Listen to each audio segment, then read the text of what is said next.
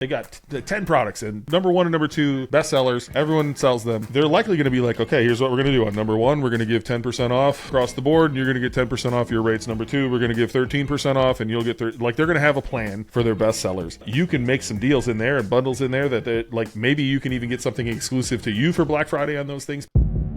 Welcome to the Dropship Podcast, where you'll learn how to build and grow a high-ticket dropshipping business and hear stories from successful e-commerce entrepreneurs. Let's kick this thing off.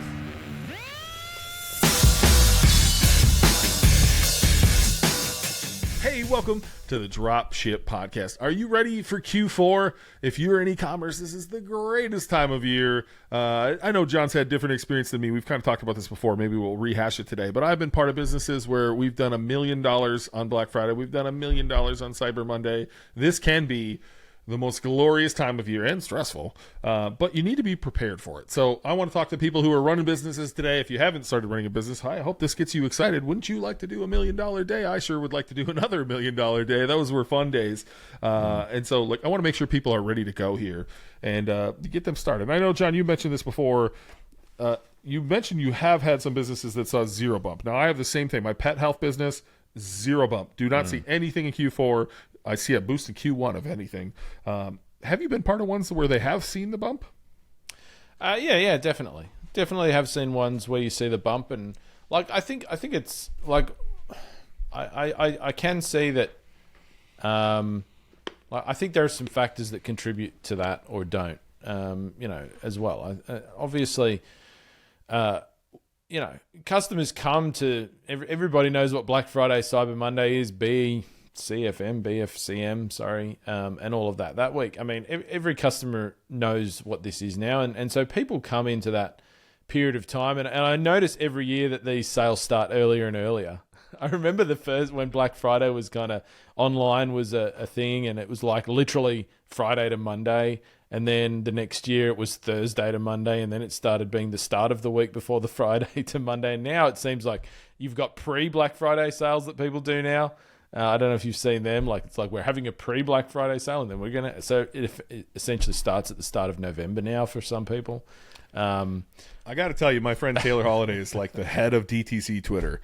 Yeah, he's very much the voice of direct to consumer, at least on Twitter X, and they're hurting, dude. Like low ticket items. I think they're really, really hurting. The economy is feeling it. And I would tell you that I think those sales are going to start in September.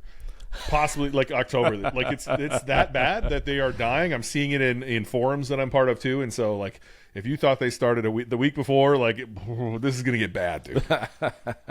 People have so much stock, right? They like COVID was this huge rise, and they rolled for a while, and then they're like, fuck yeah, we're gonna sell this much forever. And no, you're not. And now they all have this inventory sitting around where they're like, what do we do? I need to move this stuff.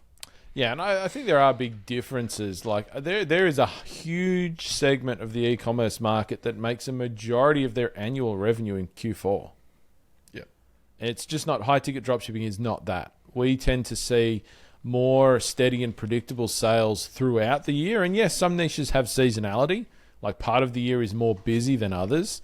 Some are fairly steady throughout the year. But I think even in a high-ticket dropshipping business where you can see a decent bump in this period of the year, it's not the same. It's not the same sort of bump that you see if you're a lower ticket type of D2C business or something like that, or a business that people buy for gifts for Christmas or things like that as well this time of year. Also has that factor. High ticket dropshipping products don't tend to be gift giving products, right? So pre-Christmas you don't have the same sort of bump, but you probably sell more in like March or April or May than a lot of lower ticket businesses sell, right? And so it swings and roundabouts. But I think, where you get, part of it is like, do you have high ticket products that people are buying at this time of year? Customers do come into this period of time with an expectation that they're going to see good deals. So I think how you prepare that, how you position those, the marketing that you do both in the lead up to and during the time period is like, because I see some people that don't have a bump and they're not really doing anything. They're like, oh, my Black Friday sale is 5% off. And it's kind of like, if I'm a customer, am I really excited by that proposition? Probably not. Like, customer comes to Black Friday, they've got X amount of money to spend. It's not like an unlimited bucket and every customer just buys every single deal that they see that they're interested in. Most people have a limit that they're going to spend at any one point in time. And so I believe that they go and spend it on the best deals that get put in front of them for the things that they want the most, right? And so if you're in your business, you know, niche to niche and different suppliers and all of this sort of thing. For some people, I think it's easier to come up with a really great, attractive offer than for others. But I think if you get creative with it, and we'll probably talk about what that looks like as we go through this episode, you can if you want to put in the effort for this time of year, I think you can, find ways to, use it to your advantage for sure.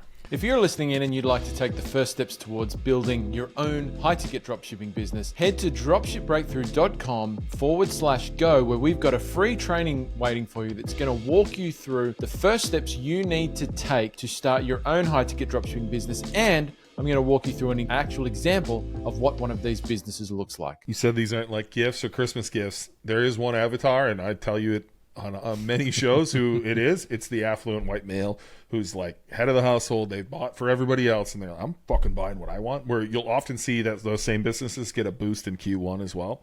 So if I remember correctly, I want to say that business we did $1 Million Days was more like on a quarter-to-quarter basis. It was like 3 million Q1, 1.5 Q2, 1.5 Q3, 6 million Q4, right? And so like that's a giant chunk, half of your revenue coming in Q4. And this was like super passionate, right? Affluent white male. They want to spend money on their passions, right? And so I think this can fall across industries. But you're right, there are some others. We've discussed on this show. One of them was like B2B, bathroom products. That's not happening on like. There's not a contractor out there going, man, I hope I get a deal on that toilet this Q4. You know what I mean? Like it's not likely going to happen unless maybe you sell like high-end toilets or something. That is not B2B. So I really think it depends on who your avatar is, what market you're in, things like that. But it can be fun. It can be. And either way, to your point, John, like you said, there's going to be sales to be had in every market. Everyone runs a sale. All of your brands run sales. How can you be ready so that inevitably when those brands sell more than they have most of the year, they're going to sell more in Q4 likely. Even if it's a little bit more, they're going to sell more. How can you be ready for that? And I've done some things in past businesses that I think are worth noting.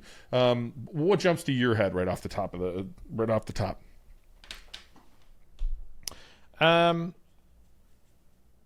Like you focus more on offers. Sorry, yeah. Like where does your head go for Q4? Do you focus like I'm going to give very tactical stuff that I've mentioned before. But like where does your head go? Does it immediately jump to offers? Yeah, it does. I mean, I think that the first question, like there's work to do here, and there's a time commitment that you've got to make to set your business up for this period. And so I think the first question for me is to commit to either doing that or not doing that. Because if you're going to do a half-assed job of it, there's no point doing it, right? Now, so the choice then is cause you don't have to commit to it. Like you say, I mean, if you're in a purely B2B niche, I'd seriously think about not even worrying about it. Just spend the time setting yourself up for the year as a whole kind of thing. Just keep doing the work that needs to be done anyway, sort of thing. But so you've got to make that call. And part of making that call about whether it's something you do or don't do is the offer. Like, what is your Black Friday, Cyber Monday, whatever you want to call it, offer going to be? Can you, like, what's pricing-wise, products? We'll probably talk about bundles here, I dare say, in a moment. So I think you have to answer that question, because if the answer to that is I cannot think of a decent offer to make or a set of offers to make during that period, then once again, should you be putting a ton of effort into a whole bunch of marketing and ads and emails and all this sort of stuff to run something that's just meh? Once again, I probably personally wouldn't worry about it. I would invest the time to continue setting my business up to perform year round, as we generally do anyway, and take what sales you get. You're still going to make sales that month. You make the sales you probably would have made anyway. So to me, yeah, the offer comes first. I'm thinking about what can I offer people during that period, and part of where I would start there first up would be to have a chat with my suppliers, right, and see what are see what are their plans. Like, call your rep at your suppliers, or call the boss if you know the boss or whatever, and say, hey man, this period's coming up, September the 11th, today. You know, like, have you got any plans for Black Friday, Cyber Monday?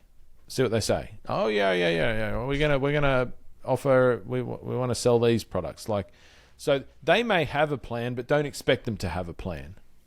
And totally, if they don't have a plan for you and they don't have anything to offer you, let's talk to them about that and say, well, this is a time of year where we can really make a lot of sales. Are there any products that you want to offer us a deal on so that we can move some volume? So that will get them thinking, right? I mean, they're going to want to move some volume. You know, that's an interesting thought. And so you can put it on them to come up with some ideas for you, or you can come up with some ideas for them and say, well, how about, we really like this product, and this product. How can you do this for us? If we bundle them together, can you do this for us? Be proactive as well with suppliers and just say, like, can you do these things for us? They don't have to offer it to all their resellers either. If you're being proactive, it can just be your deal, and you can leave it up to other people to call them up and have that conversation and see, because some people may not. I'm really glad you went there, But I think that's part of where you got to start. I'm really glad you went there. Yeah. I don't think people think about that. I don't think people think about the first step. What ads am I going to run? What SEO should I do to rank a page for Black Friday? None of that shit matters if you didn't go talk to your supplier. So I'm like really, really glad that you brought that up, because that's where the real deals happen, right? So they're, let's say, whatever, they got 10 products, and number 1 and number 2 best sellers. Everyone sells them. They're likely going to be like, okay, here's what we're going to do. On number 1, we're going to give 10% off across the board, and you're going to get 10% off your rates. Number 2, we're going to give 13% off, and you'll get they're going to have a plan for their best sellers. And if they don't, that's where you should spot that opportunity and step in and say, hey, I got some creative ideas. What can we do? What can we work on together? Try to get an exclusive deal. They likely have 4 through 7 that sell medium well, and they were just going to run a standard fucking campaign on, because they didn't really want to focus on that. They really wanted to move these 2 products. You can make some deals in there and bundles in there that like, maybe you can even get something exclusive to you for Black Friday on those things, because you went and talked to those suppliers. And then they're going to have 8, 9, 10 that they don't sell that much of. Maybe they ordered too much stock of number 9, and they'd really like to get rid of that. And they're willing to give you a fucking hell of a deal on it if you're willing to run some sort of promotion on Black Friday. And again, if you have a decent business and a decent list, you might be able to move those products for them and get a deal that you never thought you could possibly have, let alone the opportunity to say, hey, here's my projections on Black Friday this year, which just makes me think we should think of our partners on some of this, John, saying, hey, we sold this many last year. I expect to sell this many. What does it look like to grab 4 or 5 pallets from you and make sure that I have those so that no one runs out of stock this Q4? Like, are you guys prepared to not run out of stock? Is there a set cap of inventory so that I know how much is going to be allocated to me, or how much I can buy off of you right now? Things like that. Also, if you know you're going to move a lot of one unit, you should probably buy that in bulk. Get a much better deal and be ready for that. Have a 3PL setups, things like that. So I didn't even have that note in here, John. I'm actually really glad you said that, because that's where the process starts, is calling each one of your suppliers and saying, what is your plan that you have ready to go for us? And then where can we get creative? Yeah, and I think I would carry the expectation into that you're going to have to get creative. Like, certainly in the high ticket space, traditionally Black Friday, Cyber Monday, these sort of events, they're not always on your supplier's radar. Like, they traditionally probably haven't been something your suppliers really participated in, and they may not understand the volume that happens or could potentially happen during these short periods. And so I think it is really, like, you don't just go into that conversation talking about, oh, hey, can you give us a discount? Like, go into the conversation like, the biggest selling period of the year is about to happen, where you guys can make some bank through volume. But to do that, we need to have some great deals to offer people, because that's what our customers are expecting to see. So you want to come at it once again with them if they don't have a plan, like I said, for a Black Friday, which I think it's actually better if you talk to a supplier who doesn't have a plan, because sometimes if they do have a plan, their plans can be kind of shitty. Like, once again, I mean, if their plan is to offer 10% off, I'd be like, that's a meh offer.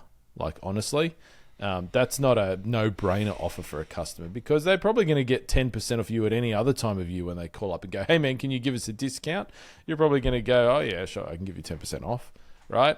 So if it's an everyday deal, it's not a Black Friday deal to me. And so I think it's cool when a supplier doesn't have a plan, but they're like interested, because then you can go, all right, well, what's the best we can do for, like, if we can do some real volume, like, what's the best deal you can give me on this product, and this product? Like, how can we put these together and build a discount into it because your AOV is going to be higher or something like that? I think that's probably a more exciting prospect for me of a conversation to have. And because you know as well that if they have a set deal worked out, they're going to put that out to all their resellers, right? And everybody's going to use it that's selling their products. Whereas if they didn't have a plan, but you cook one up with them, they may not push that out to anybody else or make it, like, advertise it to their other resellers. And maybe you rock into Black Friday and you've agreed that you can offer, I don't know, 20% off some deal or 25% or something, and nobody else is actually running the same deal as you. Then you're really going to make, some headway there for sure.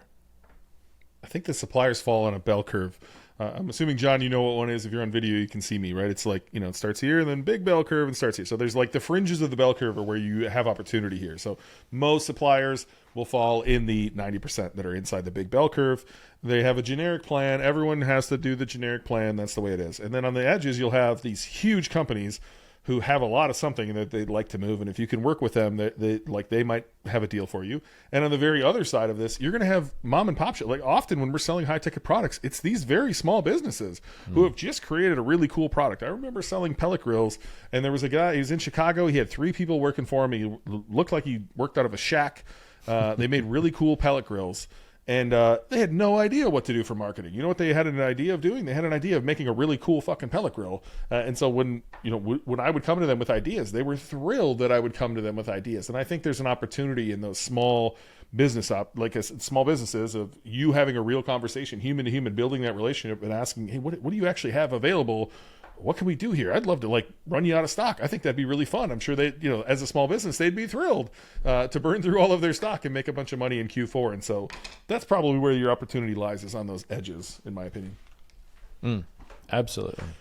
I want to throw some tactical stuff in here, though. All right? Let's Sure. imagine you already know what it's going to be. So you need to reach out. Or oftentimes you'll just never hear from your supplier, and you'll find out last minute what the sale is. You need to reach out early so you know what's going to happen. You can start building what is necessary. And 3 places I would look at where I think you can actually build some stuff that's necessary is product listing ads, text ads, and your email marketing. And so one of the places I've seen people really win is making sure their ads are ready to go. So if you know the price ahead of time, the discount you're going to give, one, you can get your PLAs a little bit of a head start. You got to ask yourself where the ethical line is there. I've witnessed this with a former client. They jumped the deadline by an hour, apologized later that they did so, and they gobbled up all the sales. They got all the clicks because they had the lowest price. They immediately stayed number 1 in the shopping box because of that price, and they just gobbled up sales. Figure out where your ethical line is and whether you want to do that. I don't know. The other place is a little less crossing the line is your text ads. Like, you should have text ads ready to go. And by ready to go, I mean, build them, turn them on, and wait for them to be approved and then turn them off. Because all of your competitors will be building this at the last moment, and they won't flip that on switch until they're told they can flip the on switch. And then they have to go through the approval process where yours are ready to go and ready to fire. So I would encourage you to build all of these, have them ready to go, get them approved, get the ad actually approved, right? And maybe they run for an hour and you fucked up, big deal. You can turn them back off and say, oh, sorry, I was just getting prepared for Q4. And then when they're ready to go, flip them on so that you're the first one there. Make sure you're ready to bid to be at the top of the page. And then the other would be the email marketing. So if you know people are going to come, you better have that shit segmented so that all the people who were landing on one page and opted in for whatever you had them opt in for on this specific product, you have an entire list ready. You have a flow ready to go of, hey, you've been thinking about buying this product. There is no better time than today. Here's the unbelievable offer that you'll never see again. 36 hours left, whatever, 24 hours left, 6 hours left. Give them some value in between. Just have that stuff ready to go so that when the time comes, you're prepared and you can sit back and eat that turkey with your family and just keep looking down at your phone and watching those Shopify notifications roll in. Yeah, absolutely. Absolutely. I mean, I'd throw in a few other things. I mean, 100% every single email for this period should be automated and set up well in advance. Like, you shouldn't have to think about sending emails or doing anything like that. That's easy to do in your Klaviyo account or whatever you're using for email marketing for sure. A couple of other things I'd throw in there on the tactical sense that you can have set up ahead of time is remarketing.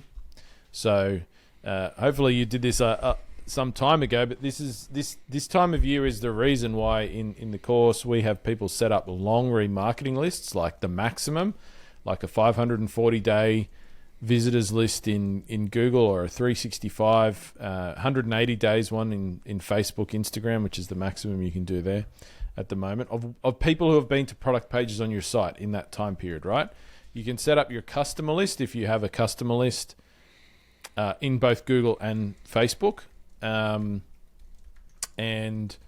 as an exclusion list. So you're not sending remarketing ads to people who have already bought from you, unless you're selling a Black Friday deal that would apply to existing customers as well, in which case you would keep putting it out there. And then you get a bunch of banner ads designed, like responsive display ads, banner ads, and a square and landscape image for Meta, Instagram, and like go to Fiverr and get that done. Like if you know what your deal's going to be, you should have a bunch of images made for your deal specifically that say Black Friday, save this. This is the thing. This is the product. If it's multiple products, get it done for multiple products. Go to Fiverr, Banner Studio, order from them. They do a fantastic job of these type of image ads. You can also use the images for social media posts. You can use the images in your emails, in your email marketing that you're going to set up. You can put them on the homepage of your website during that period. You can use these images in a number of different ways, but you should be running display ads and social media ads to your longer remarketing lists for this period. Like prioritize them. Once again, as Ben said, you can load them up in advance, have them approved, which you want to do, because display ads take sometimes the longest to get approved. They take longer than shopping ads or search text ads to get approved. They can sometimes take up to 5 days, I've seen. So you load them up in advance and then just pause them so they're ready to go and they're approved. And you just flip the switch at the appropriate time. You can even schedule them so that they get their switch gets flipped automatically at a particular date and time as well. Your ad launches at that date and time. So you can do that also. And yeah, I'd really be pumping those ads pretty hard because, the people who have already been to your website are going to be the easiest person to sell your deals to, right? A portion of those audiences will be people who they worked out the product that they want to buy and they just hadn't bought it yet because they were waiting for a period of time. Seeing a fantastic deal on the product they're looking at will jump people out of their customer journey. This is the one time of year if you've got fantastic deals that you can skip portions of the customer journey. Because if a deal is just too good to pass up, people won't pass it up, right? That's why the deal being good is a good thing. Another little thing I'd throw in there, whenever you're talking about the saving or the deal, talk about the discount, if it's a discount or extra value or whatever you're talking about. Talk about it in dollar terms. Right? Don't say you're saving 20%. The percentage is unlikely to be big enough on a high-ticket product that the percentage number sounds sexy. You're probably not going to be saying save 50%, right? If you're like save 50%, that sounds sexy, but you're probably not going to get that big a discount. But the advantage of discounts on a high-ticket product is because the product price is so high, when you convert the percentage discount into a dollar figure, even a lower percentage can sound like a lot of money, right? So, if you're getting like 20% off a $5,000 product, I don't know what's the number on that, like $1,000, right? Or something like that. Like that, if you say, buy today, you're going to save $1,000. Like that sounds better than saying buy today, you're going to save 20%. Way better. So don't talk about percents anywhere on your website. As much as you can, pump the dollar figure that they're going to save. And then if you really want to get hacky on it, you can kind of try and hijack their psychology a bit more. Save $1,000, which you can spend on X, X, and X. We're saving you $1,000 so you can do X, X, and X, or equate it to something. save $1,000, which is equal to 3 months of your grocery bills. I don't know, like whatever. That's what I'm kind of talking about. So I'll always talk about pricing in that way. But yeah, I think that was a good summary of, the marketing things that you want to set up here. And the good thing is that you, as soon as this is why you know the deal first, because you can't set up any of those things without knowing what the deals are. I'm a big fan of checklist, thanks to you, and thanks to Nolan as well. Shout out to you, Nolan. He's really good at this. If you're making a checklist at home, step 1, call your suppliers tomorrow. Call every single one of them and say, what are we doing for Q4? Start that conversation. Step 2, start building these ads. Once you know the deals, once you know the process, start building these ads. Sign up for Fiverr if you're not already there. Go get some remarketing ads done. Start building all the ads in your Google Ads, and then start building the automated emails to these lists. I think you can have all of this done by the end of September and just kind of kick your feet up and be in a really, really good place when it comes time for that shit to hit in November. I think... Yeah, absolutely. I think, we mentioned it obliquely, Ben, but I want to come back to this. Can we talk a little bit about bundles here? You're the bundle king in that. I know the business that you did, these big numbers that you've mentioned at the start. Sure. You guys were really selling bundles to the customers there primarily. How should people be thinking about this? Where does this fit in? I'm sure I could come up with ideas in individual businesses, but for the sake of this podcast, it would be more of what did we do, right? So the bundles came before any offers, and the reason we bundled was we knew people were buying these other products with the main product. So the main product might have had the search volume that actually got people to the page, right? The technology to run your golf simulator was the most important piece. But they also needed everything else, right? They needed the mats and the projector and the screen and the landing mat and the net. And after that, they even needed more than that, right? They needed HDMI cords. They needed a gaming computer to run the software. They needed a lot of stuff. And so we were the first people to let's just give them everything they need and charge what it charges. And I'm sure someone listening to this is probably saying, well, if you're higher priced in the PLAs, why would anybody click your shopping ad if you're higher priced than the others, right? You're still going to get compared. Everyone's going to compare. And inevitably, they're going to be like, well, fuck, I need all that shit anyway. I'm going to come buy it because you guys offer it all. I don't have to go piecemeal this together from multiple different websites or from Amazon. So the bundles came first. So I would encourage you, if you don't think about bundles already, go think about bundles because your customers are buying other shit. And it can be as simple as the cover to go with the pellet grill or the accessory that you try to upsell along it that is nothing. Just go build it. Just throw it in there for free. It's all going to go on the same pallet or it's all going to go in the same shipment. And so it's not that big a deal for you, but it's a ton of value to your customer. Then when you get to Q4, people already know, or at least they did for us, what the sale was going to be on the main technology piece. So once again, like we were just going to have to do what we just talked about in this podcast, get our ads up, get the emails ready to go, get the remarketing ready to go, get the text ads ready to go. But we could then say, like, get all of this with this massive discount. We could apply that discount that we got to all of the products, right? And so now they're getting this mega bundle at, not much more than they're getting just the technology from other places. Or they just still ran into the same problem and they knew we were a better solution. And it's on sale, I want to buy this stuff. And so, but a lot of it came from, if I'm honest with you, John, more than just the bundle, like offering a better solution, right? Just by bundling the right products. A lot of it came from those remarketing audiences that you mentioned. We spent a lot of time on SEO. And while we could attribute numbers, and we've shared them on the show, what the kind of numbers we were doing, millions of dollars from SEO, I think the real value came from when those people came back through an email or through some other channel, because they were all cookie, they were all part of our list. We could remarket to them, we could send emails to them. So they might have been thinking about buying a golf simulator in, we'll call it March, right? March or April. They're like, fuck, I really want to golf. What's a golf simulator, right? And then they thought about it and they were like, well, I just got on the links in May and June. By July, I'm honestly getting a little bit tired of golfing at that point. And then they kind of fall in love with it again. And by the time fall comes, they're like, oh, fuck, man, winter's here. I'm not going to be able to golf for 6 months, right? And then we hit them with an email that's just like, hey, are you tired of being cooped up in your house and wish you could be golfing? We have the greatest deal you've ever fucking seen. With everything you possibly need to set this up in your garage or in your basement or in your man cave or wherever it was. We had all of those people that were interested for months on a list, on a remarketing list, on our email list that we could go back to and say, you're not going to find a better time to buy. You got to buy right now. Yep. Yeah, awesome. And I think I like bundles as well. And the question people will come up for people is, what if they're coming for different suppliers? Won't they come in two different things? Yeah, that doesn't matter.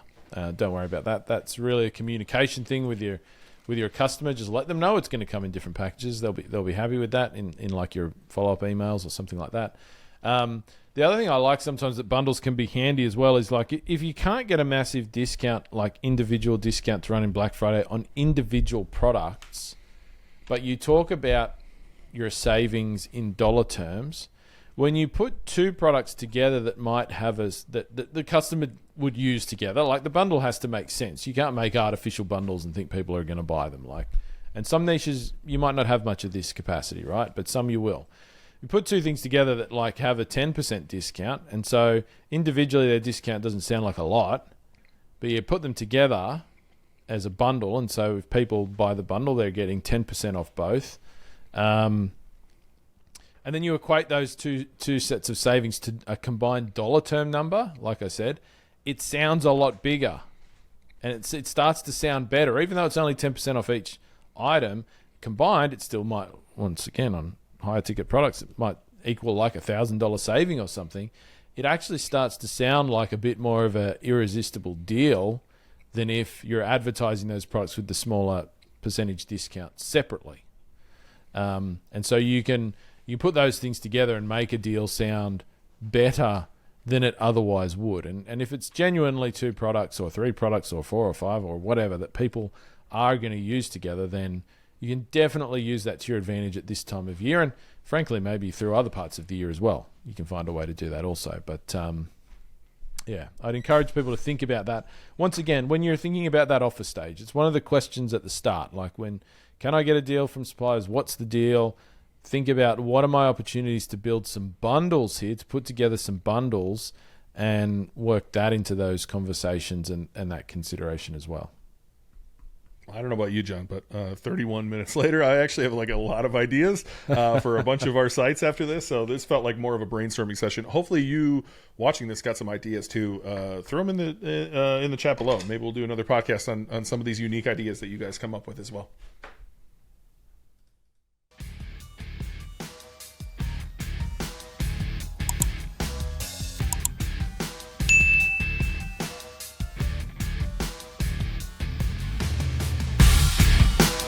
Thanks for listening to the Dropship Podcast. You can find all the show notes for this episode at dropshippodcast.com. And if you're ready to take the next step in your dropshipping journey, we invite you to join us inside Dropship Breakthru, where John and I will walk you through step by step in starting your own high-ticket dropshipping e-commerce business. But that's not all. Dropship Breakthru will also teach you everything you'll need to know to grow your business and take it to the next level. So head over to dropshipbreakthru.com and sign up for our free training that will help you take the first steps towards building and growing your own profitable high-ticket dropshipping business.